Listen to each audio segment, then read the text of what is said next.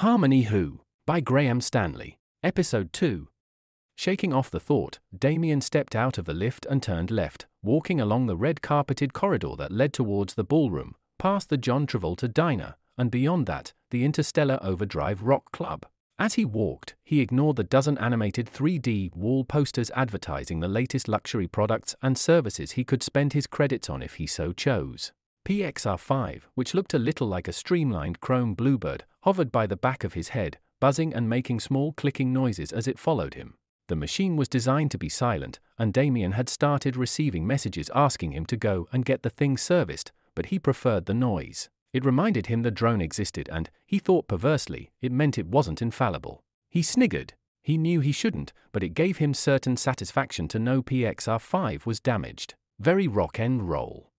Once past the ballroom, the red carpet gave way to irregular faux paving stones, and then after the diner, the light grew darker. There were no holographic billboards in this part of the ship, probably the only section not to have them. As he drew closer to the entrance to the rock club, the sound of thunder came from the wall speakers, punctuated by a low rumble of a bass guitar. This was overlaid by an electric guitar solo and the odd drum roll. Above it all, a rasping death metal voice cried out, "Rock and roll will never die," and "baby, baby, baby." The loop lasted about 30 seconds before it repeated. Was it his imagination, or was there a smell of patchouli oil in the air? Damien saw the rock club was on lockdown when he eventually reached it. Interstellar Overdrive looked like it had been modeled on what a cave on the planet Sismus 3 might look like, if there even was such a place. Nobody had visited Sismus 3 yet, so Damien doubted it was authentic. He touched the fake rock to confirm his suspicions. Fiberglass. A flashing purple neon sign above the door displayed the words "No entry." It was faulty, so it flickered on and off.